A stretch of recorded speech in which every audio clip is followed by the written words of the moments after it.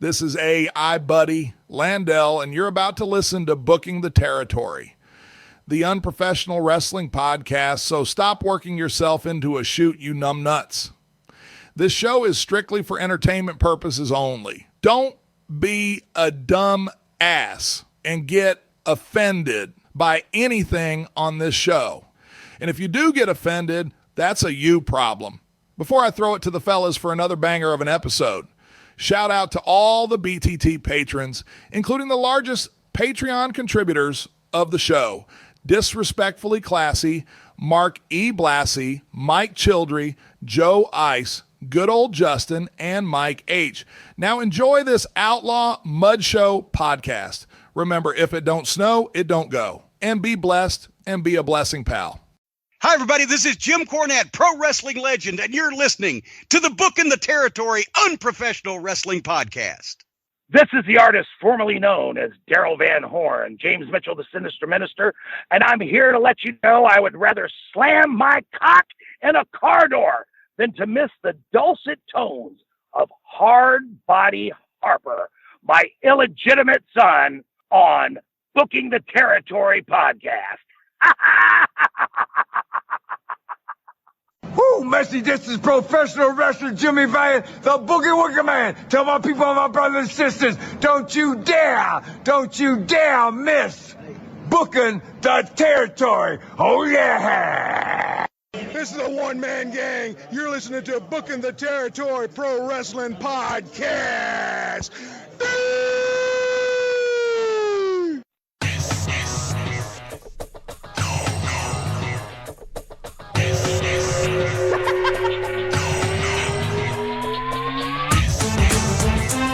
Welcome back, everyone, to this week's episode of Booking the Territory, the unprofessional wrestling podcast, where tonight we are covering WCW Saturday Night on TBS from November the 20th, 1993. If you are listening to this on YouTube, please make sure you subscribe to the channel, hit the like button on the video, and then make sure you type a comment or two with what you liked or didn't like about the episode. It helps the channel grow. It keeps Harper very, very happy. Speaking of Harper, we don't know where he's at. I contacted him earlier today. Haven't heard from him. Sent him a couple texts. Tried to call him once. Radio silence. We hate doing shows without him, but as we sat here for the last 20 minutes, we were trying to wait to see if he would join us. We haven't heard from him, so we don't know what's going on. Hopefully everything's okay, and I'm sure he's just doing who knows what. Maybe he's taking a dump for 8 hours. I don't know. But we can only control who's here, and that is Doc. So, Doc, let me welcome you in. How are you? I'm doing great, bud. How's it going? I hope Harper's all right. I mean, it's hard because we're adults, so you want to be worried when somebody's not where they're supposed to be. But there's also the issue of, oh, bro, I got off early and I got drunk and I fell asleep. Which has happened a handful of times, so it's not like it's unheard of. Correct. So anyway, we don't like doing shows without him. That was one of the reasons why we went to the new format, where next week you will get on Patreon, and there won't be a free show next week, but on Patreon will be Battlebowl 1993. The purpose of that was so that Harper wouldn't be missing shows, and here we are on our regular record night, and we don't know where he is. And I do get worried, but like Doc just said, he's been known to get off work early and have a Rolling Rock or two and fall asleep, and then he texts us at 9:30 p.m. Brett, y'all still recording? Anyway, so there's that. I don't want to make too much fun of it because there's always a bad possibility out there, but there's also potentially a crazy one and a good story behind it. Yeah. Which we can follow up so on. Anyway, I feel like I'm doing good. Watching some wrestling, getting on here, talking about it. We got a little special thing for the end of the show. Well, there's a couple of things going on. I guess the main thing that hit us this past week in our little thread of BTT hosts was the release of a big name or somebody we're a big fan of, and that's R-Truth. Yeah, and I believe the actual story is he wasn't renewed. So not technically a release. He just wasn't renewed. Like his contract, I guess. That seems like semantics. Don't get me wrong. I do agree with you when it's stated like that, but from a technical standpoint, your contract ran out and they didn't re-sign you. It's what do you different think? than getting fired. I got you, but what do you think's going on here? Man, Harper went on that rant last week about the lack of house shows and, the whole moving mania from New Orleans to Vegas, and Harper screaming, how much money do you really need? And yada, yada, yada, right? Well, they in their minds, and I don't know how many more times we have to say this, as the prospect of UBI comes into realm, they feel like they need all of it. Yeah. Man, I'm actually just looking at Harper's. I got to check on like social media, and he hadn't posted since yesterday, and that's kind of weird for him. He's a serial poster. So I don't know. Now I'm really worried. I'm definitely gonna recall him when we're done tonight. Okay. Anyway, we should do that. We want to make sure he's okay. But That's in terms true. of the like, how much money do you need? The answer is all of it. But man, I think it's one of those things where now Truth was on TV, but I feel like, oh well, look who it is. Oh boy. Hey man, you all right? Hey, Bro, we were getting worried about you. I'm sorry. Okay, don't apologize. It's just I start getting worried about you when I ain't heard from you at all. I'm like, A text would be nice. Learn to text your mother. Oh, well, look, communication is key. I thought it was Battlebowl. No, that's next week. Okay, good, because I didn't watch it. Great. There you go. You know what we were doing? We had just introduced the topic of R-Truth. So I'm sure you got a lot to say about him not being renewed. What is R-Truth? Okay. R-Truth, you moron. What did you think about him not being resigned, assuming it's not a work? I mean, pretty stupid, don't you think? Yeah. And the thing is, even if you are like paying them too much, why don't you work with them, bro? Say, look, when I'm paying $1 million a year, you're not really, can we fucking renegotiate? Because that's what happens in sports. Contracts get renegotiated for the cap space and all that shit. Why can't they do this shit here? It's a good question. We figured out it would just help us make more money if you were no longer part of things. I understand that, but you need people like that around that fucking know what the fuck's going on. We found that we can just replace the wrestlers with AI avatars. That's true. I mean, Harper's right. It's like you're in the attempt to save money, you cut the wrong person or people. Right. Well, I think what I think is that there's some sort of miscommunication here. He'll have like a Legends deal, and maybe they're sending him away while he's got a Legends deal, and maybe they're working us, and he's going to come back and be a part of the Cena story before it's all over. Harper, you brought up last week the lack of house shows. Remember that? Yeah, the lack of house shows. So I think, again, assuming it's not a work, I think anybody who's not on TV regularly, they should worry, because it's like, a lot of guys you don't see on TV weekly end up doing a lot of house shows. Dude, I've always wondered, it's like, is Apollo Crews, he's been dodging the fucking cutoff for years. Is he still there? I have no idea. Throw that in chat GPT. Isn't that crazy, though? Yeah, I mean, well, it's like anything. I mean, it is just a fucking TV show now. That's all it is. It's a TV show. That's why I said if you're not on television and you're all you do is house shows, they might look at that and go, "There's no use for you here." Right, we don't need you anymore. And the people that are making that determination are looking at a spreadsheet, not determining whether or not you can draw money. spreadsheet. That's scary, huh? You think you're fucking secure and fucking Triple H loves me, man. I'm a Triple H guy. Wrong. Well, it's also a case study in why you don't spend every dollar that you make. But boy, that is true. You try to explain that to 75% of the people in the world and everybody in my house but me, and they look at you like there's a money fountain that just spits this shit out. Yeah. You know what I'm talking about, Mike? Mine isn't as bad as yours, but I know exactly what you mean. So what do you think's the biggest thing that y'all's families piss money away on? Besides Everything. y'all. Dude, okay, this is off topic from our truth, but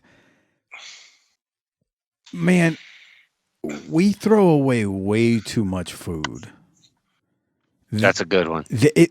And you would, because when I say that, people go, well, I mean, you got to eat. Yes, you do. The problem is these motherfuckers I live with act like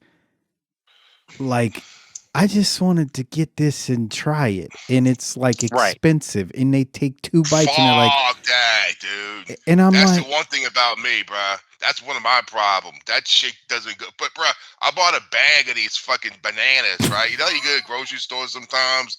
They got those bag of bananas that are kind of, they're starting to get the little spots, and they can't do anything with them, and they're like $1.50.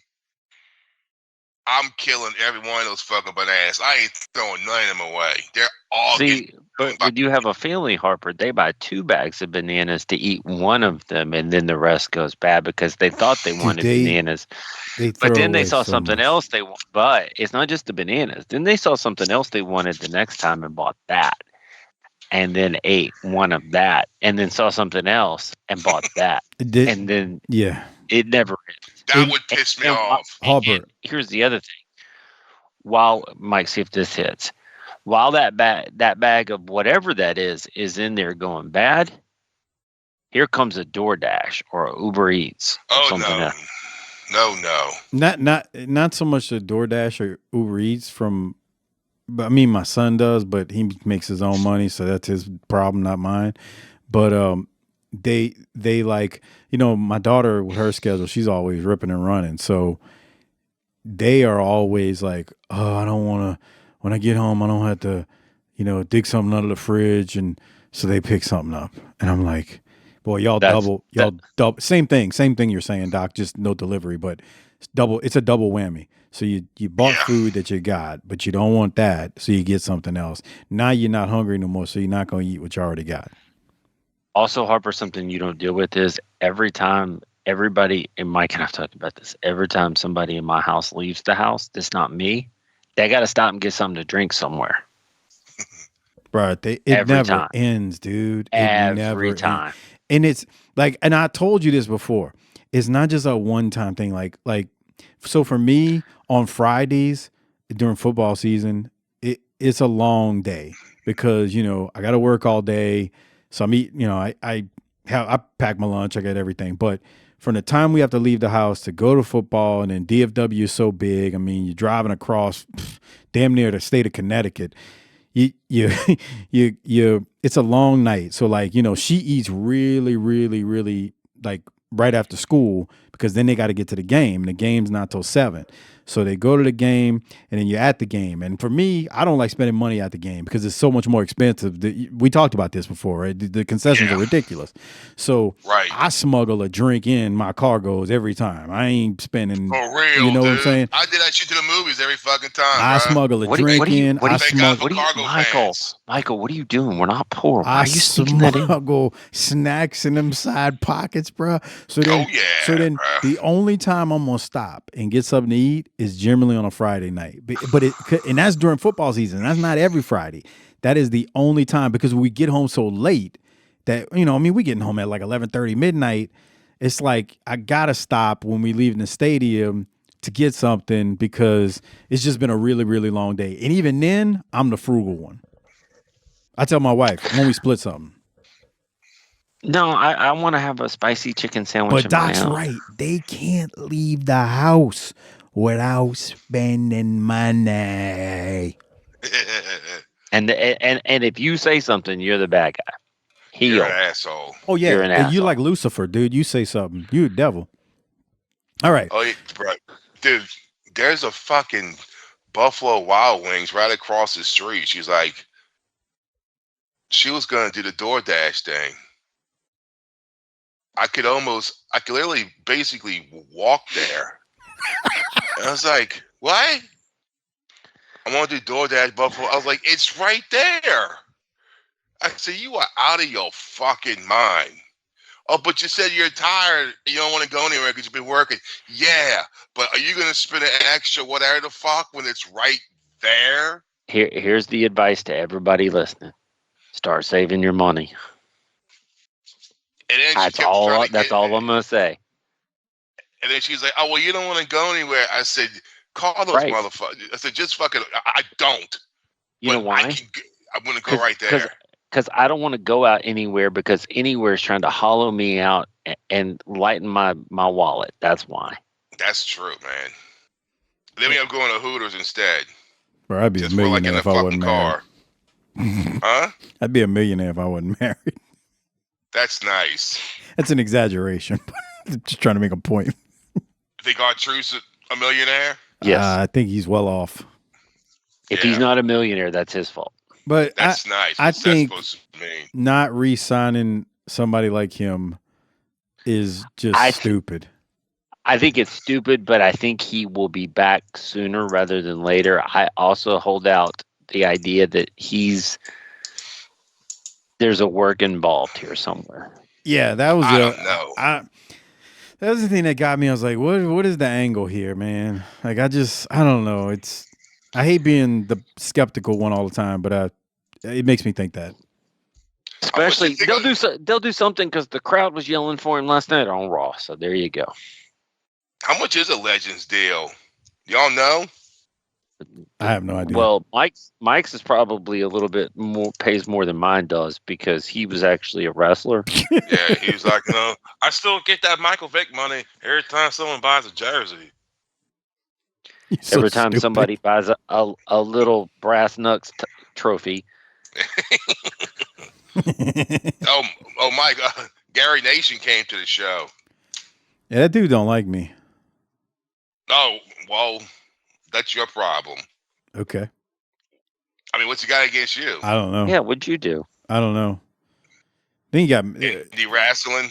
I have no clue. He blocked me on social media many years ago. What did I don't know. I don't even know. I don't know what I said, but I remember the only reason I know this is because one time, Della commented on something, and oh God, that's forever ago. Yeah. Della. Oh, this is over. This is like 10 years ago, easily, and I was like, Della, what are you talking about? I can't see the comment.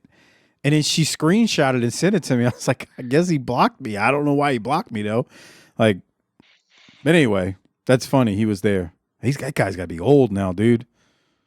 Yeah, she's up there. 6 Still feet, walking around. 6 feet tall, playing Lord Humongous on the Indies. That's right. Anyway, I got nothing against him. I don't know why he blocked me, but that's that. All right, Doc. What else we got in this opening, man? I think that's about it, man. Let's talk about some wrestling. We got something at the end we want to get to. So, I maybe we should. Harper, you need to buckle up here. We got a new era of Saturday Night starting. Oh, it's the fucking yeah.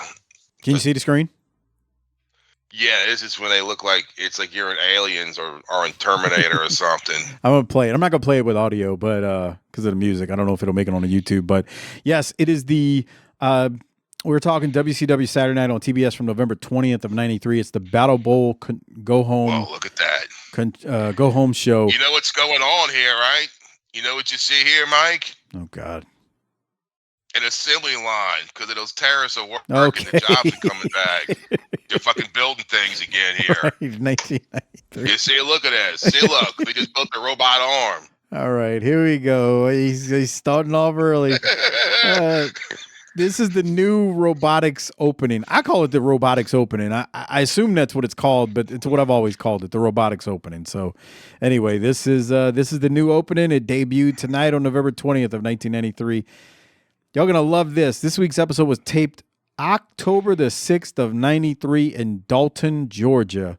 So a month and a half ago it was taped. This is the first half of the taping from that day. I looked it up, and apparently this building is the Dalton Convention Center. There's an exhibition hall in the convention center with a few like retractable riser type bleachers, and that looks like the way they have it set up on TV. So there is that. But yeah, October 6th of 93 is when it was taped. And again, Battlebowl Go Home show. Doc, you told me earlier you hated the robotics opening, so I guess I'll let you discuss your thoughts on it at this moment. This just screams we're entering the Hogan era. It screams the era of terrible matches on Saturday night. I hate everything about it. I quit. Okay. Harper, this is worse than the hallway. The stupid hallway. Yeah, this is really stupid. It looks like you're on the set of a shitty fucking on the set of Buck Rogers. Like you're playing Metal Gear or something. That'd be cool. Snake. Bump, bump, bump, bump, bump. That was my ringtone forever. Okay. And when he dies. This isn't why we're not drawing money though. This isn't what we needed. What we need is good storylines and somebody putting a stop to stupid shit like Battlebowl. But Doc, you act like this opening like hurts the show in some way, shape. It hurts my feelings. Okay, we've seen much dumber bullshit on Saturday night. This is this. This is the problem. No. Then it goes to some severely stupid shit like the damn Shockmaster. It's the worst, dude. This is worse than coming off from a curtain. Harper, you weren't on the show. I said it. First off, let me close the loop. The opening is not bad. Like, you're just a curmudgeon, terrible. And we need to call it what it is. You're a curmudgeon. You hate any type of change or progress or anything. It just makes you angry. You know. Yeah. Wait till I give you my anti-AI manifesto. Okay. You fucking boomer. The next thing here is Harper wasn't on the show because we do go to the first match with the Shockmaster versus Sledgehammer McGill. Harper, why does this finisher involove the bear hug slam into missionary? Yeah, and I was thinking the finishing. same thing. Look at Shockmaster. I mean, it is Gay Pride Month. Okay, stop it, Harper. I'm just saying. Why are you, dude? Stop. Love is love, Mike. Bro, I told my brother-in-law that you ran into somebody with the same shirt that, spread cheeks, not hate. And he just started laughing. He's like, has he seen that shirt before? He's got one. Oh, I want one. I bet you do. For real, bro. I'll wear that bitch, bro. We know That's you. Fucking hilarious. We know you would. We know you would. Harper's would be drive fast, eat ass. That's right. All right, Doc. You hate Shockmaster. You hate the opening. Is there anything else you don't hate? I quit. Yeah, I quit. I'm putting a 2 weeks notice in. Right. The Shockmaster defeated Sledgehammer McGill. He hits Sledgehammer with the bear hug slam into missionary and wins. Doc, from there we go to a Shockmaster promo. Mean Gene reminds us to call to order pay-per-view, the Battlebowl pay-per-view that you can hear us discuss on Patreon next week at tinyurl.com/PatreonBTT. Remember, no free show next week. Only the Battlebowl pay-per-view will be on Patreon. tinyurl.com/PatreonBTT. There's your tariffs. Shockmaster fumbles the mic when Gene puts it in front of him. Doc, did you have anything from this great, outstanding 10-star promo? He also calls him Uncle Fred. Yes. Um, I mean, we've already seen him with the kids and Cody calling him Uncle Fred a million times. I mean, this is just stupid. We are how many minutes in and nothing good has happened, and it's just machines and cartoon graphics and cartoon gimmicks and Jesse's still here. Uncle Eric in charge. I don't remember him lasted this long. You know, he's about to fall asleep on the job and lose his job. No. Well, yeah, that's why he canned them. That's a reason given, but that's disputed. Let me put it that way. Oh. Well, why don't you do some Catherine White investigative journalism and get to the bottom of this? Just ask Ian. He knows everything. So they go to Mean Gene, Jesse, and Tony to talk for a minute and open the show, and Mean Gene breaks the news that Sting will be Steamboat's tag partner tonight in the main event against the Nasty Boys, and that's that for the formal opening of the show. Doc, do you have any thoughts on it? I mean, it's Sting. That'll be good for the people in attendance. I mean, I'm not a big fan, but I can see why, they paid money to come and they get to see Sting. That's probably a good thing, right? Yeah. You're not in center stage, so. I should have looked up to see who paid, how many of these people were paying. Wouldn't it be something? If this building's full. Fucking 3? It's a small building, but it's full. It's only one set of risers, as you can see. What city are we in? Dalton, Georgia. Dalton. And if you were a high school student that made the damn honor roll, you probably got a free ticket. Let's see. Like I said, it's the Dalton Convention Center, and there's an exhibition hall in the convention center, and that is there? Yeah, it's there. I looked it up. Where would it go? Because I was like, Do most of these buildings, when you look them up, they're like, oh, it was torn down in 2005. And shit. Only in big towns where you can make money. These shithole towns, they got to hold on to whatever they can get. Wow, shithole towns, huh? He's not wrong. Okay.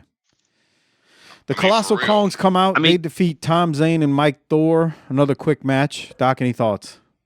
It went longer than some of their normal matches. Fuck, it's only 2,000 people. Yeah, it's what I'm saying, Harper. It's like so where they're at, they're in like the exhibition hall portion of it, and all they do is in this portion they're in is they pull out these riser bleachers, and it's just one set of like bleachers, I think, on 3 sides. So it doesn't. Why not just be a center stage? Bro, you asking the wrong one, dude. I don't make the decisions. Why don't you get Eric on the phone? Eric, you go to high school with him? Did you hear what he said recently? And no, I don't listen to his show like you do. I didn't either, but apparently somebody asked if Vince got together enough venture capital, could he buy back the WWE because it would be in the best interest of the shareholder return to sell it back to him. And what did Eric say? He said while he wouldn't say it was likely, he said he couldn't rule it out that something like that could happen. Because Vince started a new company called 14 and I. That seems so odd, man. You sell it only to buy it back. Well, a lot of shit happened between those two events. Literal shit.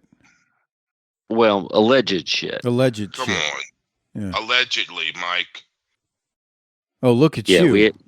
Mr. What? Doesn't want to get in trouble. Allegedly. Well, allegedly. All the dumb shit you've said over the years on this show. What I say? What haven't you said commentary is all I've heard. Exactly. All right. Well, so he said he wouldn't never say never. I'd say the same thing. Never say. He's got enough money at this point.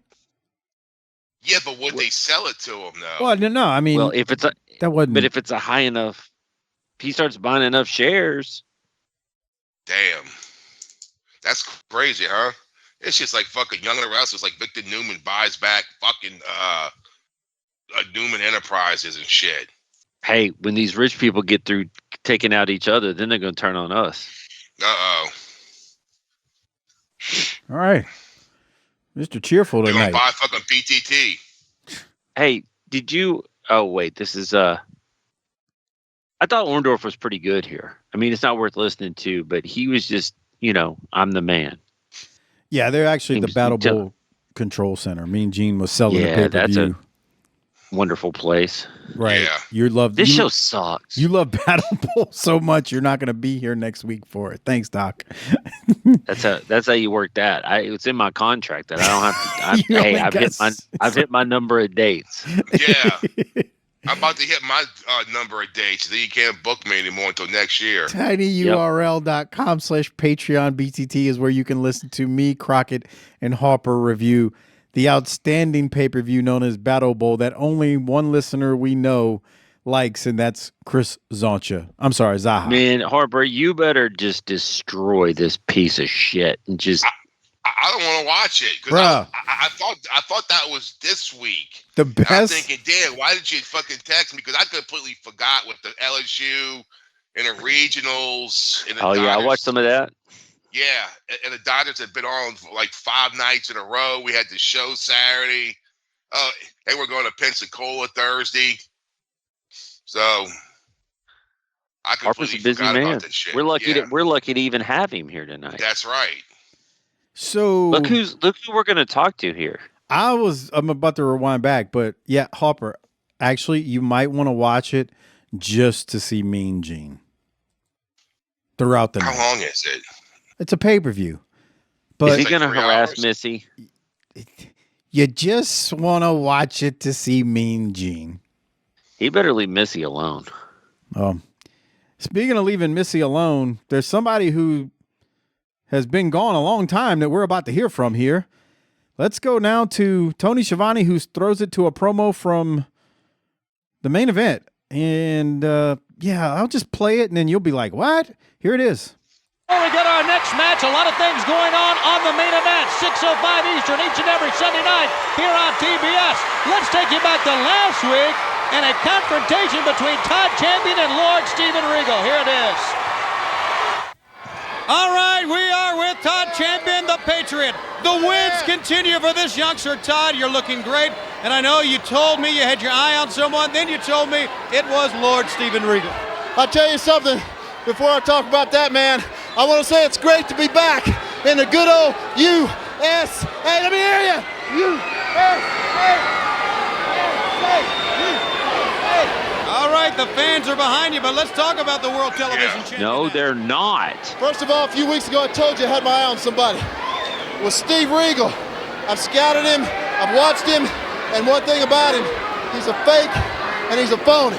You mean Lord Steven Regal along with Sir William? No, you don't understand. This is America, the land of the free, the home of the brave. There's no such thing as royalty in the United States. Everybody's equal. And I want that World TV title back in the USA where it belongs.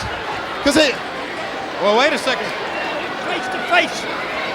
I don't know who you are making vile claims about my nobility, but you don't look nothing to me other than a typical American athlete, all hair, teeth, and a suntan. It will be nothing but an honor for me to embarrass you in the ring and show these people that I am the finest wrestler in the world and that you are nothing but a typical American. And don't glare at me, you horrible toad. Just come next week and I will thrash you like the damn swine you are. There's a challenge for next week to get in the ring. Steve Regal, you got the challenge. I'm just the man to take the World TV title from you and bring it back in the United States where it belongs. Oh, boy. What the fuck was that? I think Harper speaks for us all. Hey, Regal was awesome and made him look stupid. Regal told him, nah, bro, you will catch these hands tomorrow on the main event. I'm out of here. He said, I don't know who you are. Right. That's good stuff. He wasn't one of the firebreaker chip and the other guy. Yes. That's him? Yes. He was a soldier. Yes. Well, and here's the thing. Even if he's been over in Japan, nobody knows that. So nobody cares if you're back in the good old USSA or wherever, that nobody knows what's going on. Yeah. And he flinched at Regal, and Regal never moved. That was the part where he was like, he looks like a pussy. The whole segment comes out of nowhere. That's the part that's it really comes odd. out of nowhere, but Regal looks tremendous. He looks like a chump. And we finally had something good happen. Yeah, as far as Regal goes, we had something good happen. Sure. That was horrible. Harper was like, what the hell was that? USA, we're land free because brave, and we'll bring title back to USA where it belongs. What lazy bullshit is that? You know, this is the thing that kills me. When we were conditioned as young kids, as wrestling fans, like Russia bad, right? Like that was the obvious one to us when we were first starting changed? So no, stay with me for a second. That's not what I'm talking about. And then at one point, the New Zealand sheep herders were supposedly like these menacing heels. Like we're supposed to just hate New Zealand. Bruh, he's talking about land of the free, home of the brave. Bruh, I didn't realize Regal was from a communist country. Right. Like, it just, yeah. I mean, I know I wasn't thinking that at the time. Maybe I was in 93. I don't remember, but it's just, you think about it. It's just like, you think about it now, like, dude, what, this makes no, the whole, this is what I hated about this era. And this isn't just WCW. This was wrestling as a whole in this time period. Like that whole thing where they tried to make people like Regal, like these foreign menaces. Like, why is Todd Champion going USA? Oh, the home of the free. Dude, it's Regal. He's from England. I'm sorry, I didn't realize that was in the recent Desert communist Storm. Russia. They joined us in the coalition of the willing. Just like it just didn't make sense. And then you watch it here, and the only person that stands out is Regal. Yeah. Hey, if you just look at this screenshot right here, that shit. And I wish we'd be looking at these two in like 1976 somewhere. Right. You got to. I need Harper to explain the screenshot that I froze it on. Now, let me tell you. We got Robert Fuller here in The Assassin. Now, what happened was it's Arn Anderson versus Paul Orndorff in a match. But before the match, Colonel Parker is walking to the ring with the Assassin. And Tony says, why is Parker walking to the ring with the Assassin? Jesse says, well, maybe he ordered a box of chicken. Come on. Jesse gives zero. They are hashing things out, it seems, having a gentleman discussion. It doesn't look like an argument, but it looks like each one is standing their ground. They shake hands, and Assassin keeps coming out, looking very rotund. Look, I don't know how many people are in this small building, but it's not that many. Obviously, it looks full, but it only holds a couple thousand, as Harper said. These people with the Paula chants, they wouldn't stop. It's easy. It's easy simple. work. He ain't even took his robe off yet, and he's got him into it. As far as the match goes, Doc, you want to talk about it? Good technical match as far as I'm concerned. This is a main event anywhere in the world. There you go. Yeah, I'll give it a main event. But what I need to know... God, look at that redneck fuck. That's what we need to go back and look at. Jesus Christ. Is that a dad or a brother? I don't know what the fuck.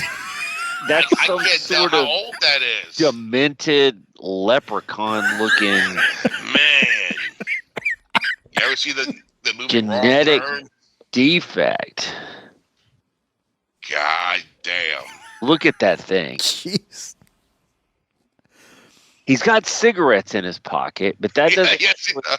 that doesn't mean much at that time. What's going on with his teeth? Man. Exactly. He doesn't have all of them. Oh, And- God, look at that. He's not much physically bigger than the child he's sitting next to. And that kid sitting next to him got that hat that's got GTE. What was GTE? I know that logo. A phone company? Was that what it was? Harper, that guy. Yes. Yes, but actually I don't remember. But more importantly, that person right there could be 16 or close to 60, and I can't honestly tell you. Harper, I think he's in his late 20s, but you know the part that kills me? That's not his natural hair color. He peroxided that shit. What the fuck? You know what I'm talking about? Dude, Remember how they used to look when those slapdicks used to do that shit when we were younger? Yeah. It's like doesn't it have a funny like tint to it? Man. What That's all you think he drives. You're the car expert. You tell us.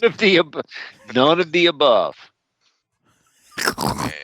His grandmama dropped them both off. His grandma was great grandma. My grandma was 82. Buick LeSabre. Bro, the guy with the GTE hat looks like a late teenager, and he's missing teeth too. Yeah. We're staying with grandma until I can get back on my feet. Man. All right. What a mess. 1982 fucking Silverado, bro. Yeah, so that's our clientele. With an 8-foot bed that doesn't have to be made. If trucks something wouldn't have. What's the rest of it, Doc? You broke up. I couldn't hear you. It's got an 8-foot bed that didn't have to be made. If it wasn't for trucks, it wouldn't have tailgates. I don't know. He doesn't know what you're trying to talk about. I don't either. Oh, there's something women like about a pickup, man. Remember that song? No. Jesus. But I'm pretty sure if that's our clientele, that robot entrance stole somebody's job down at the assembly line. You're an asshole. Okay, the match. These are 2 stars. Good technical match. Orndorff. Yeah, but that guy's works physical Arn's appearance. That guy's physical appearance is very off-putting. Yeah, he looks weird. Downwind from the nuclear plant. For real. He almost looks like a redneck version of the guy from the Mad magazines. He looks like some sort of weird early 90s villain in some sort of low-budget horror movie where lightning hit a leprechaun and turned it into a bad leprechaun. Fucking Pumpkinhead. Yeah. Some kind of movie you get at the Dollar Movie in like 93. And as far as the match goes, well, are we wrong? Are we being rude and insensitive, or are we being factually correct here, Mike? That guy, he has problems. Looked like a science experiment. I don't know how else to describe it. I think he's still alive. No, not a chance. I'm not sure he cleared the 90s, bud. Jesus. I mean, the meth was already taking hold in 93 for that guy. I mean, come on. The rest of the day looked like it might have been a challenge. Jesus. It's like that time. I remember when I used to always watch that show, Live PD, which is now OP Live. And you'd see these people, they were just slogging through life. You could just tell, like they had one foot in a banana peel and one in a grave. They did meth. They did the drugs. They smoked. They just basically abused them. Waiting to die, bro. Just abused their body. And I remember I'm telling Harper about it one time on the show, and he's like, "Yeah, bro, those Piper people. I talk to them about Luke all the time. They just waiting to die." Yeah, that's what Luke always says. He's like, people like that just waiting to die, bro. Yeah. Okay, Orndorff and Arn Anderson here. Doc, they had a really good little match. The crowd was relentless with the Paula chants. Orndorff works the arm. Just a good, solid technical match on TV. It's so simple when you let it be simple. Orndorff sells his ass off at everything. Yep. Just good stuff, man. Like it wasn't nothing flashy. Nope. But it didn't need to be. But everything made sense. Everything was airtight, brother. Airtight. Yeah. Good match. Believable competitors. We're finally getting somewhere with this hokey horse shit. Well, the finish, Austin interferes. Steve Austin, that is. And he and Orndorff then put the boots to Arn, and Roma then hits the ring to make the save. There he's... Fuck, that's where he's been. He's been in fucking Dalton, Georgia. He got stuck there. That fucking science experiment talking to him. Hey, will you sign my whatever? You sign my fake leg? Harper, I guarantee you that, would you say he had a 1982 Silverado? Yeah. There's not a chance in hell the doors on that Silverado are the same color as the body. No. There's not a chance there's a hubcap on it either. There's no hubcaps. Well, they didn't have hubcaps on them back then. That's true. Yeah, well, actually, most trucks still don't have hubcaps. Cap. Yeah. Right. Well, the hubcaps are gone. Well, I mean, they've been gone for about 15 years. Well, no, I mean, they put them on, they still put them on cars, but they're not on, they were never on trucks even back then, to my knowledge. Yeah. I mean, you might have had some idiot who put them on, but, but now, yeah, nah. Yeah, the doors on that truck are not the same color. That's for sure. All right. Well, after. Definitely roll down. For sure. After. And the door panel's gone. Like, you can, like, fucking see everything inside the fucking door. Say that again. And when say it again. The quarter panel. Say it again. There's no fucking door panel. So when he closes the fucking door, it probably sounds like someone fucking dumping a bag of tools on the fucking ground. You know that sound? Yes. When he closes the door. Hey. Billy, we'll be out of Grandma's soon. As soon as I can get us a place and get back on my feet. But you be nice and help her out and do the dishes and mind her, because she's helping us out right now. We're going through a little bit of a rough patch, but it's going to be all right. All right, we have spent 10 to 15 minutes talking about this asshole in the crowd. I mean, that guy gets the Rolex because he could use it to fucking sell it to fucking get out this situation. I don't think he's going to use the money from the Rolex to get out the situation. I'm not he's giving this asshole. He's going to immerse himself in the situation further. Yes. There was a he doesn't get it because it would be gone in less than an hour in his arm. There you That's go. Nice. All right. Well, there's a promo after the match, after the DQ that Orndorff was DQ'd on because Austin ran in and attacked Arn Anderson. Let's go now to Arn Anderson and Paul Roma, who are ringside with Tony Schiavone. Anderson just getting to his feet. Arn, I know we had scheduled to do an interview after the match. I didn't expect this to happen, but it's obvious on the night of Battlebowl when tempers are flaring that they're choosing sides around here in World Championship Wrestling. Now, I know what it feels like to be a grape being stomped and squashed into wine.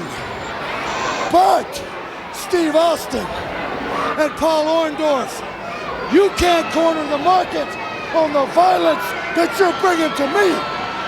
You see, I'm Arn Anderson. I'm the enforcer. I'm one of the dirtiest players in the game. I don't wear a white hat, and I don't claim to be John Wayne.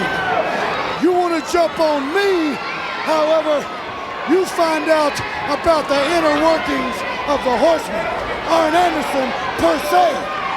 You see, Paul Orndorff, you're real pretty. Steve Austin, you're real cocky. But if you can bleed, you can be hurt. And gentlemen, I just saw that look in your eye. It wasn't confidence, it was panic. You see, you claim there's safety in numbers. Well and good.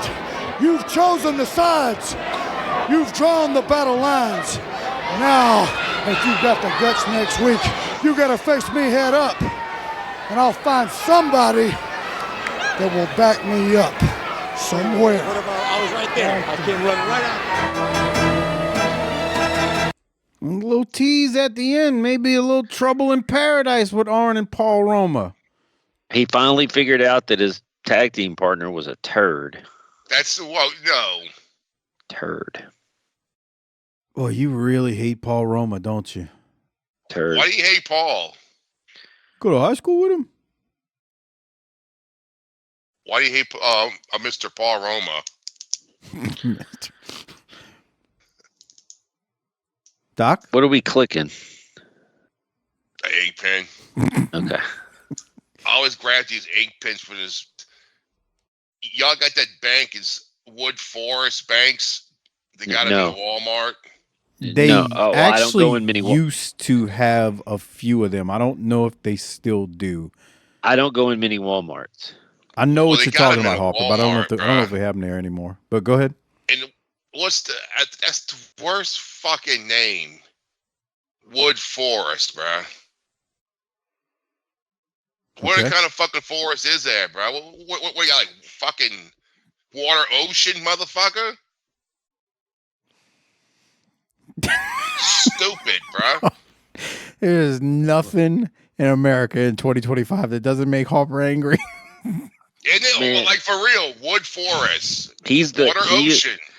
He's the inspiration for John Cena's heel turn. Right. Jesus. I said that the minute Cena turned. I was like, dude, this is perfect. He is just like every old man that we all have become. We all get more surly and angry. I'm old. Because everybody's doing it wrong. Right. and Harper's over there and cutting promos on the name of a bank. Woodforest. Well, That's we stupid. can see. We've finally gotten old enough that we can see through all the works. And you guys are in the business, so you're trained to see through it. It's just not good. As he clicks the pin. Click. Okay. Any other thoughts on the promo with Arn and Paul Roma there? We got something about to happen. I don't know what it is, but we'll stay tuned. I mean, they make it pretty obvious. Before the match, Parker and Assassin are shaking hands. You're like, oh, what's that about? And then Arn at the end cut a great promo, if you ask me. He's like, you can't corner the market on violence that you're bringing to me. I'm one of the dirtiest players in the game. I don't wear a white hat or claim to be John Wayne. I almost feel like that's a shot at Dusty, but you know, it is what it is. And then he teases the trouble. He's like, oh, and I'll find me somebody to have my back. And he kind of looks at Roma in a strange way. Definitely the tease is there that something's up. Let's see. I'm trying to remember who's the next horseman after Roma. Pillman. Not this soon, huh? Pillman and Benoit.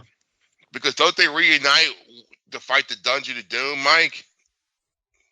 Pillman and Benoit. Oh, is it? Okay. I don't know. I think so. God, that's going to be so fucking horrible. We're not far from that. I know.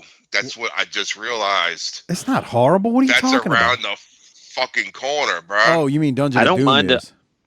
Yeah, dude. I thought you were busting on Pillman and Benoit. I like that version. The fucking Zodiac and yeah. Shark. Dungeon of Doom is so stupid. Oh, Dungeon. We have a wonderful robotic entrance to lead us into it. All right. Well, Jesus Christ. Arn Anderson and Paul Roma, or Arn was really good there. Harper, go ahead, and I'm gonna continue after you make your point. Yes, no. At least we're gonna have something to laugh at. No, we sure will. All right, we get another Battlebowl ad with several clips of all the WCW main stars that are talking about it that we talked about a few weeks ago, those quick promos that were really terrible, cartoony. But let's say that you're watching this and you're like, holy shit, I forgot about Battlebowl. You still had to get to your cable company on a Saturday night and get like this shit ordered. And it wasn't simple back then. Yeah, like did you physically have to like speak to someone like working? Yes. There? Well, they're plugging the number throughout, so you could call. Like at least we're in 1993. Do we want to bet that they of. turn that number? Do we want to bet on whether or not WCW actually has a working number here and that they're taking orders? I would. I mean, I I would think they had a working number. I mean, they're plugging it. Hopefully I would say there's more of a chance that you actually called and paid and then it didn't get delivered where you couldn't see I can it. see that.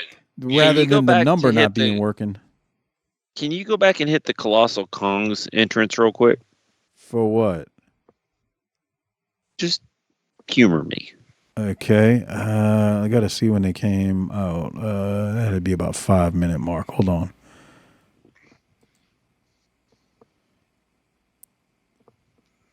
Okay. Here we go. What did you have a note that we forgot about? Is that how you spell colossal? Come on, bro. Like this is the same company that couldn't spell Arn. No. So they're gonna get a phone number working. Bruh, this is the same company that spelled Arn Anderson Arnie. Nothing. Here's the thing. Once I see you spell Arn Anderson wrong, that trumps everything. There's nothing. They spelled Ric Flair wrong once. That's what I'm saying. They spelled Flair wrong on the thing at the Clash that was in New Orleans. So I don't know why you're giving them the benefit of the doubt for doing anything right. That's my point. I was going to let that go tonight, but then you started giving them credit for shit, and I was like, no. Okay, you just being a curmudgeon. Got it. All right. Anyway, they plugged the pay-per-view. Again, you can listen to us review it next week at tinyurl.com/Patreon BTT. From there, we go to Steve Austin taking on Brad Anderson. Doc, any thoughts on this one? Quick match. They do talk about Brad Anderson being Gene Anderson's son. And he does look like he knows what he's doing. Jesse is saying stuff like, how many Andersons are there? When can we get rid of them? Jesse also said that if you could pick your partner for Battlebowl, he couldn't pick Adrian Adonis. Okay. I don't know why they even brought that up, because you're not picking your partner, so it's not even an option. Right. The people, I think the greater point they made was Tony speculating, what if Pillman and Austin get selected to tag with each other at Battlebowl? Correct.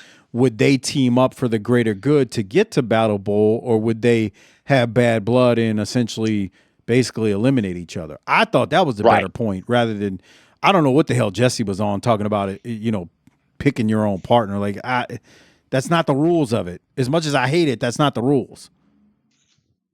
Jesse doesn't like to follow directions. It's obvious. You could see that in today and back then. Doc, any other thoughts before we go to the finish? Harper, what do we think about this purple banner that we see floating around at the top there? Let's see. That like purple and gold one? Yeah, it's new. Yeah, that's new. That's going to be around for a while. Yeah, but what do you think of it? I mean, I think it looks beautiful. Very regal. Very regal. Very kind of like St. Aug. It's like St. Aug, Mike. No one outside of me and Clifton and Chuck Gunter and a few of the New Orleans listeners out there know what the hell you're talking about. St. Aug is a high school in New Orleans. Leonard Fournette went there. Kerry Kittles, the former basketball player that played for Villanova and the Nets, went there. Trying to think. I mean, they've had a number of athletes go pro, but anyway, that's the high school that Harper's talking about. Their colors are essentially LSU's colors, purple and gold. Right. All right. Doc, any other thoughts on the finish that we watched there? Rough-looking stun gun from Austin.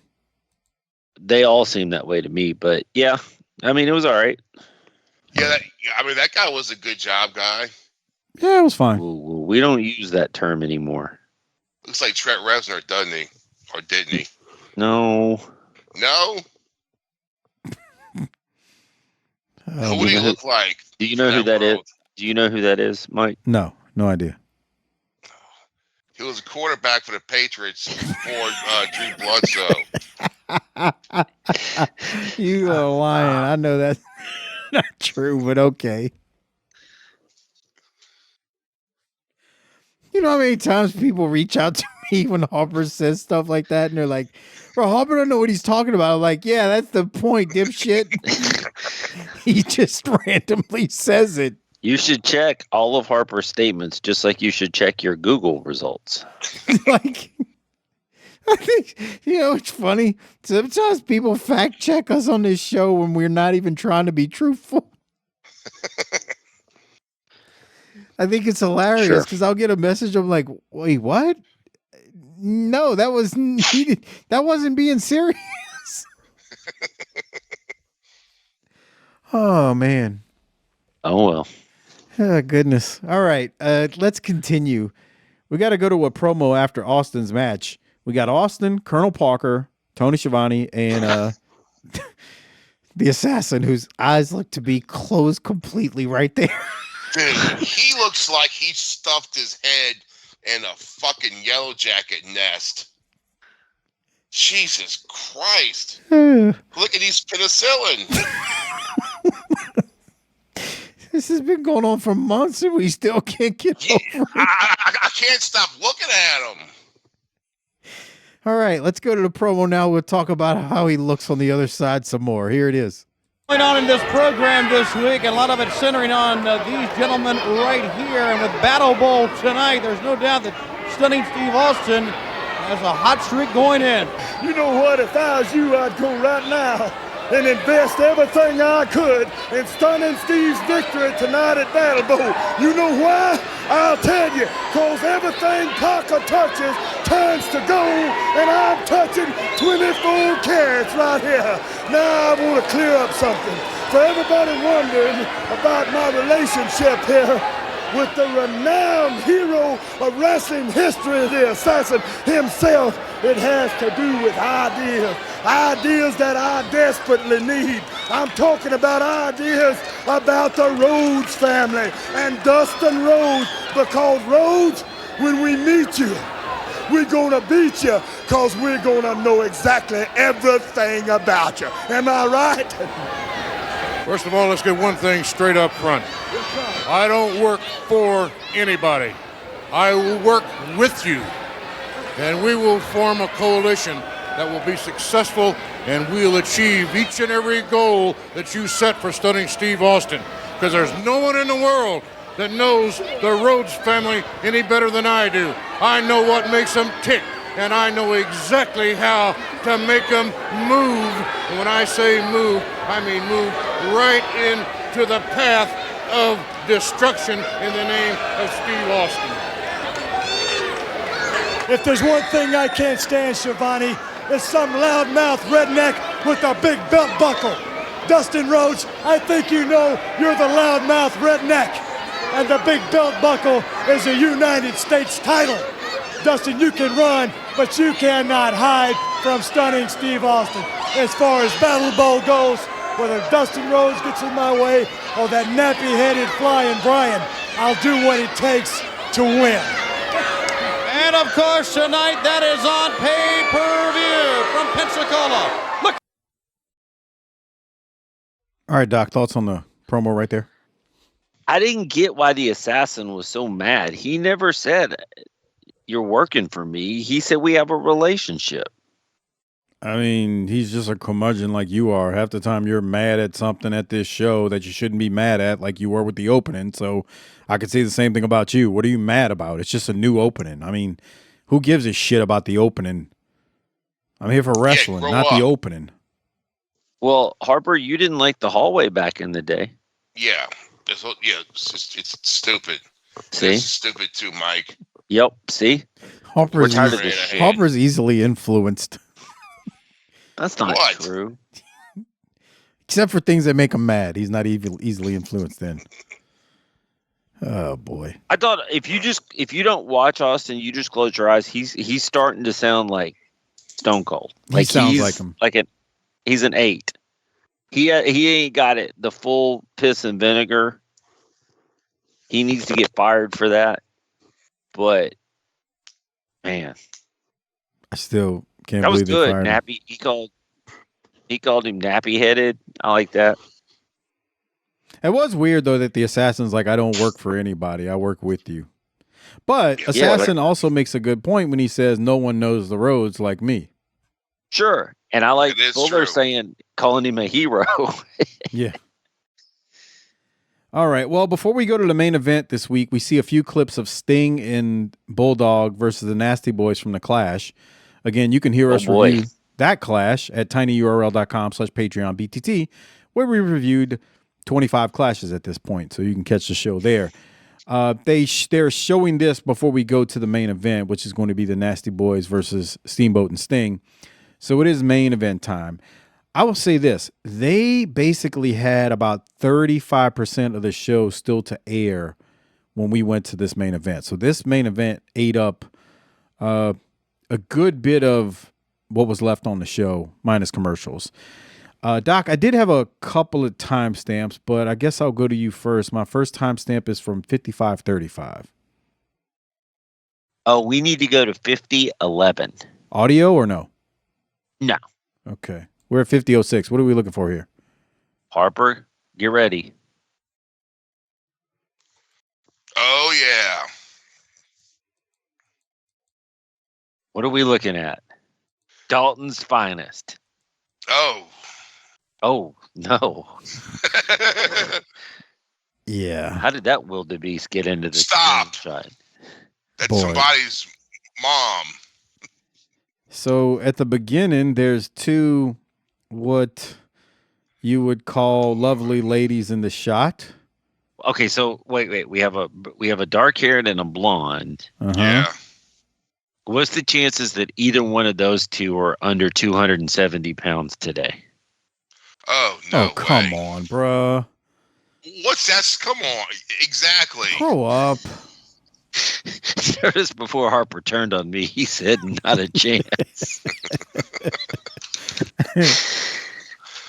Man. You know what the one on the right looks like? The big one? What?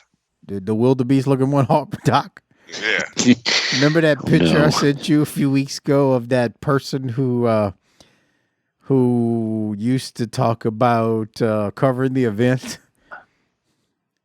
Oh, no. What's wrong with you?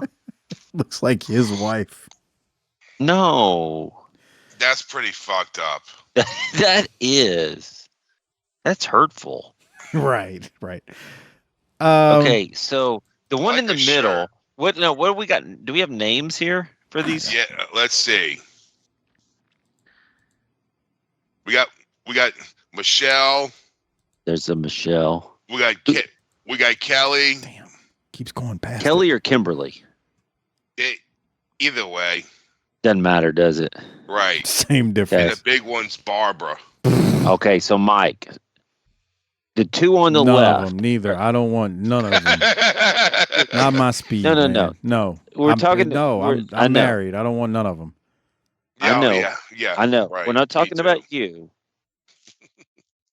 The average wrestler in the back. Oh God. The two on the left, do they have crosshairs on them? They wouldn't last fucking 10 seconds. Bruh, they got crosshairs, but I'm gonna tell you something I've said on this show a million times before, and you always think I'm joking. The average wrestler is a nasty son of a bitch. And the reason I point that out is the average wrestler is looking at that one on the right saying nobody wants that one, and that's a guarantee. Right. Just telling you. So the crosshairs for her would be the elephant gun.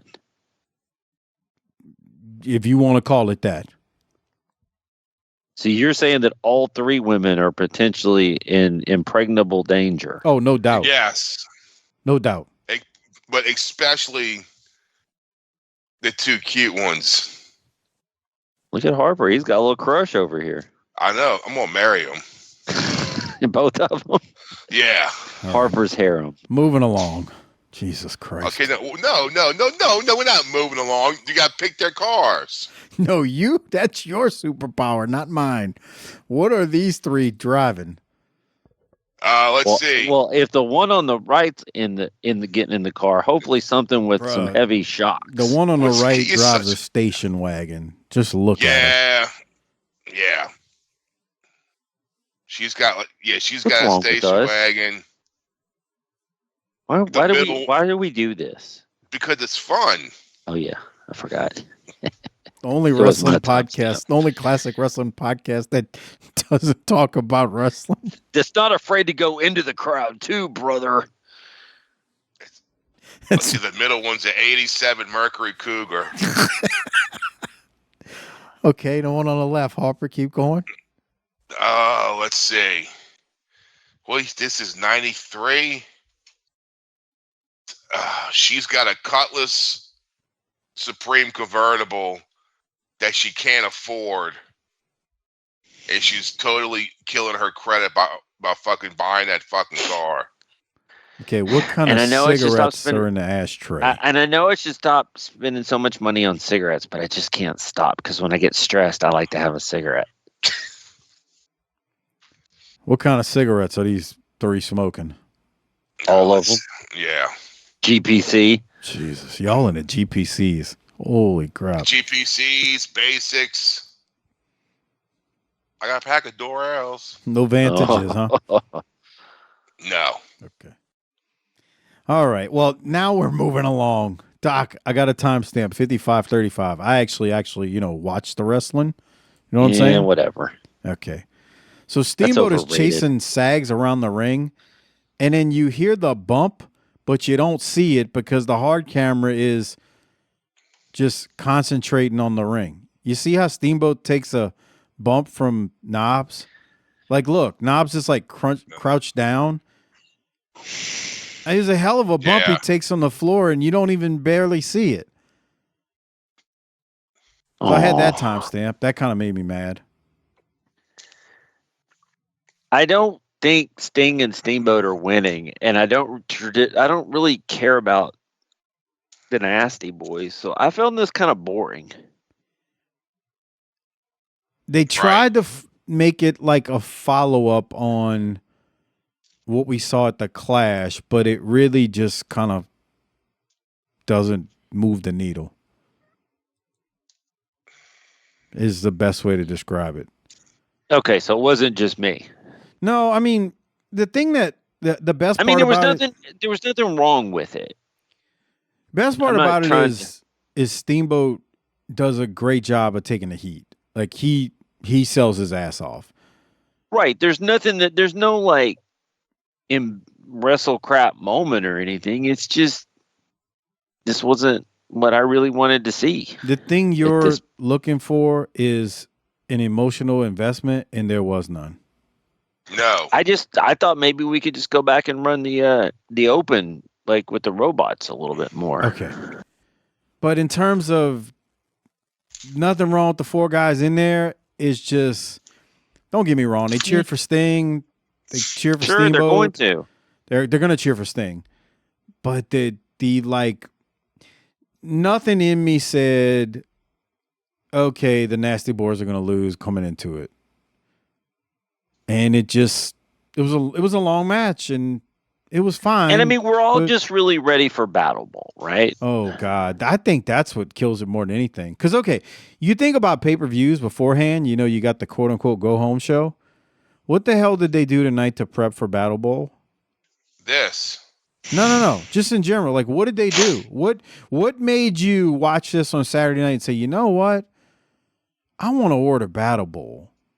Because it's a month and a half ago. They're not thinking ahead like that. Man, these wrestlers are thinking. These wrestlers are still trying to get rid of the girls that they just picked up in that shot we saw. Okay, the finish on that note, since you want to be a smart ass, as Steamboat hits Sags with a lariat, makes the hot tag. Sting bumps the Nasty Boys, screams, "Oh!" All four guys end up going at it. Sting gets Sags in the Scorpion Deathlock, but Rick Rude interferes and hits Sting, causing a DQ.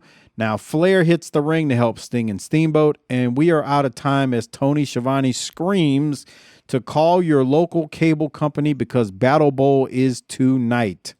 Do not wait. Man, do it right now. I feel like Bischoff's in oh boy. Well, I'm sorry to bore you. Yeah, Arthur. I know, right? Come on. I feel like Bischoff's in Schiavone's ear telling him to scream more. We've hit Screaming Tony. Well, on that note, you know the drill. We got to hand out the Rolex and the Toot Toot and rate this damn thing, which, boy, even I'm sour on the actual episode, not the intro tonight. Before we do it, we're going to send out a quick reminder. Make sure you become a patron. If you're not a patron, you're not going to get a show next week. That is at tinyurl.com/PatreonBTT. That is where you can listen to us probably complain about Battlebowl. But Crockett will be here. Doc is going to be on vacation. He'll be out and about. So it should be myself, Crockett, and Harper discussing Battlebowl. And I already gave Crockett the rules on how we're going to handle that. But you can listen to that at tinyurl.com/PatreonBTT. Not only will you get that pay-per-view, you'll get all of them dating back to 1985 that we've done so far, all of the clashes through Clash 25, the JV Goon Squad shows, the World Class shows, and so much more, only on Patreon at tinyurl.com/PatreonBTT. Harper, I want you to rate this because you sounded very sour tonight.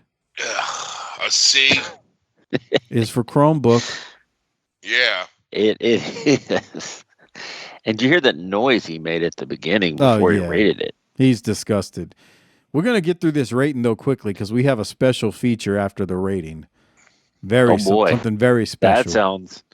That sounds short. Yeah. Doc, what are you going to rate it? I like to beat up Harper for his lack of serious ratings, but I think he may be onto something here. I'm going to stay with the C as well. I think y'all are being far too generous, although I love the new opening and have no problem with it. In terms of a wrestling show tonight, we got a C- on our hands. Jesus Christ. Yeah, look there he is. That guy right there is a... God, look at the other guy, too. That's what I was trying to tell you. What the fuck, you know what we need to fucking do? Uh-oh. When fucking Smoky Mountain, when we used to look up the demographics and shit. Look up this goddamn town, Mike. I got it. Look at that fucking kid with the pink hat on. What is going on in his... Christ. What's happening in his mouth? That hill has eyes, bro. I was trying to tell you. When we talked about him earlier, Harper said, what is that on his hat? GTE, what is that? I said, he's missing teeth too, and he only looks like he's 19. That's a free hat. That's a free hat. That's a free hat. After your 5th meeting with your parole officer. They both have free hats. He's got some Texaco racing hat that he got free from the fucking gas station or something. Okay, so Dalton, Georgia has 34,000 people. Is it? How big is that? The metro area around it has 125,000. Okay, so it's not like super small. It's not like one of those Smoky Mountain towns. It's the second largest city in northwest Georgia after Rome. Hey, and here's the other thing. It's home to many of the nation's floor covering manufacturers.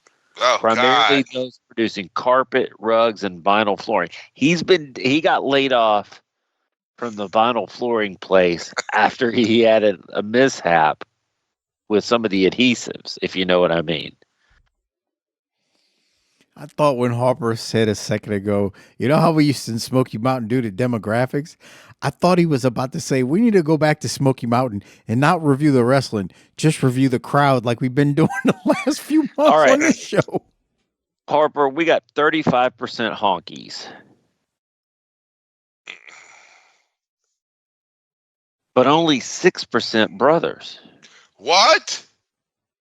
I mean, I don't know if y'all paid attention, but there ain't no brothers in this audience, man.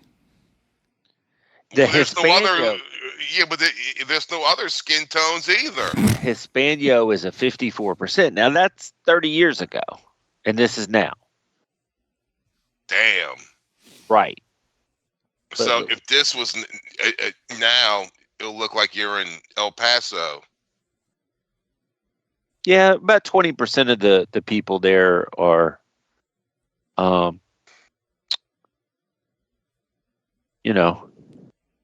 in the 1990s, Mexicans began to immigrate to Dalton to work at carpet factories. That's what it says here on the Wikipedia page. Well, there you go. Right. All right. They are taking our jobs. We had 320. Okay. We handed out 320 carpet mills aggressively recruited Latino workers.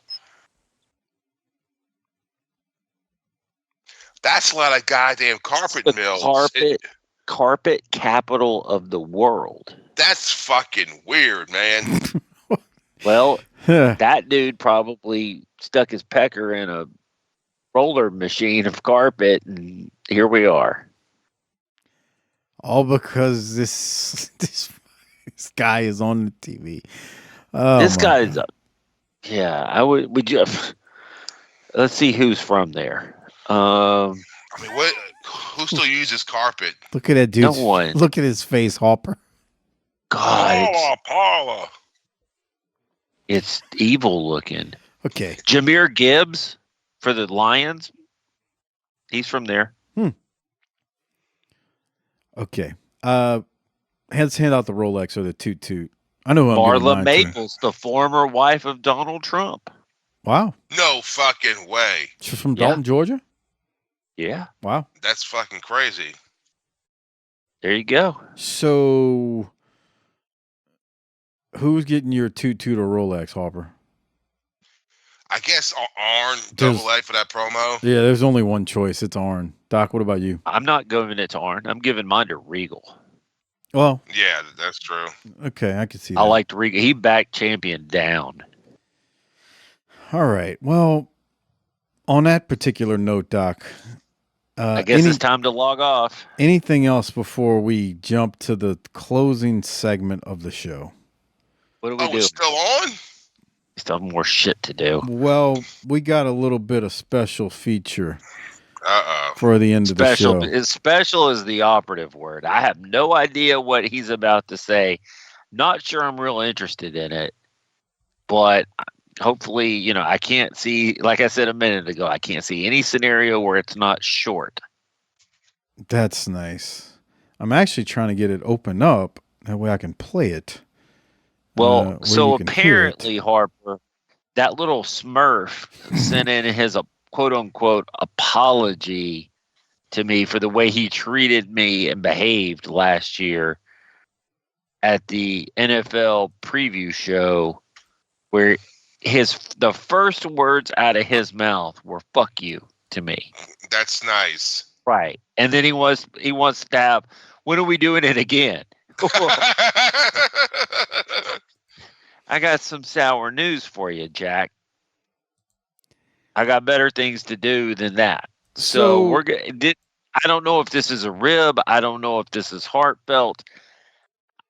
Don't really care. Well, let's remind everyone, Doc, you actually called for this. You were the one who a couple of weeks ago, when it was just me and you, said Halfpint owes me an apology. He does. So he immediately, the show couldn't have been out 20 minutes. I get an email saying you'll have the apology later tonight. I'm like, oh, okay. This better be serious then. I am in no mood after that robotic entrance in the Shockmaster for any jokes. Well, let's go to it now. Here it is. This is Halfpint, and I believe Doc has called me out. He called me out on a free show, and which is weird because I don't think the free people know who I am. The Redneck Smurf, the guy who is unregulated on Twitter, the guy who has to come with his own fucking safety rating or censorship rating or wherever the fuck Mike demanded when I joined the JV Goon Squad back in 2021, I think it was. Jesus fucking Christ, it's been long enough. Let's take a drag from this beer. Point is, Doc has demanded I offer him a sincere, heartfelt apology. Turns out, last year in the NFL show, I decided to start our call with a simple fuck you to Doc. Now, in all honesty, I barely remember that because that was actually one of the worst nights of my life for various reasons, personal, that I don't need to share to you guys. Boss Mike knows what was going on, and you don't need to share it as well. But the point is, I was a little emotional, and I didn't think I was going to be any better, and then I took it out on Doc, and you know what? Hold up. Let me kill this beer right here.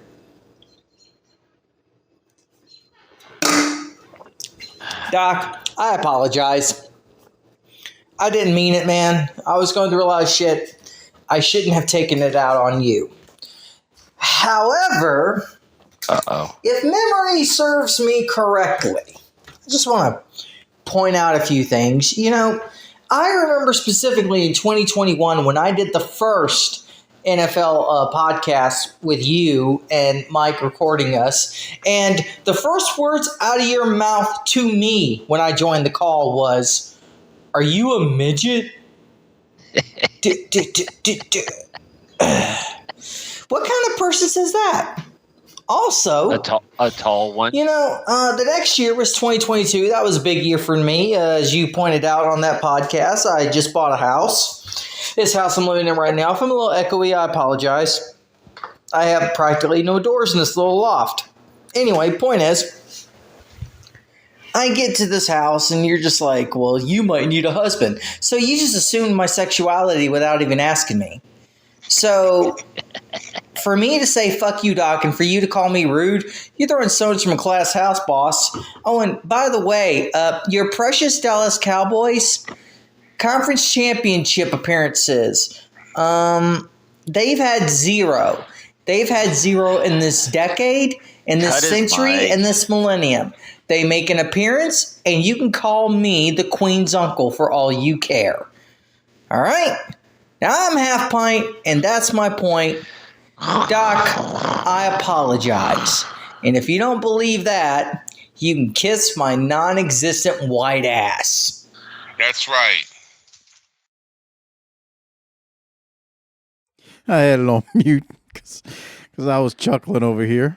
Doc, do you have a rebuttal or a response to Halfpint's long-winded apology? Jesus Lord. Long-winded. I mean, he has to get all of his shit in, didn't he? Yeah. This is why I told you when it all started that this Goon Squad idea was a terrible idea. Okay. I don't have any thoughts. I'll see what I think about it later. Okay. I like to have a measured response to such stupidity. Okay. Redneck Smurf. The redneck. The redneck Smurf. He's proud of that. Ah, man. Yeah, boy. Well, what a moment. Thanks, Halfpint, for the apology. Oh, boy. Yeah. You feel better now? I'm still the same as I was. I remain unchanged. Oh. I'm fine. I was fine leading into that. On that note, that about wraps up the show for this week. Now, the NFL show is still in peril. I will say that. Oh, okay. Well, that almost wraps up the show this week. We'll get to the NFL preview show eventually in another 2 months or so. For now, I just want to send out a quick reminder to everyone. Please, when you see this show posted, repost it, whether it's Facebook, Twitter, BlueSky, X, whatever it is. It really does help the show grow. If you're listening on YouTube, hit the thumbs up button, sub to the channel, subscribe to the channel, helps the channel grow. And a last reminder, because I know I have people who reach out to me about this, no free show next week. The only show you'll get is on the Patreon feed, and that will be Battlebowl at tinyurl.com/PatreonBTT. The link is in the show description to join. On that note, Doc, any closing thoughts before we get out of here? I no. Harper, hit the tagline. Let's roll, Bubba. Book it, biatch. How the piss do you people listen to these useful idiots? These dipshits think they're fucking funny, but they ain't fucking funny. And somebody needs to tell them that. This goddamn show needs more D-Man and less of dipshit, Doc, hard-boiled Harper, and this Vanilla Ice Snoop Dogg, mumble, mouth, Mills. You have to be an imbecile to find these three fuckers entertaining. Fucking clown show. This is A.I. Eric Bischoff. No, I am not the real Bischoff. So don't work yourself into a shoot like these useful idiots in the wrestling media field. With that said, congratulations on making it to the end of this week's show. Don't forget to send your comments about what the guys discussed tonight to Luke Hawks on Facebook and on Twitter or X or whatever the piss they call it now. The rumor is Luke likes answering BTT fan mail. Also do the guys a solid by liking the show's Facebook, X, and Instagram pages. And don't forget to like and retweet or repost the show on all social media platforms. Lastly, become a BTT patron member where you get tons of extra shows. You can join at tinyurl.com/PatreonBTT. Until next week, piss off dipshits.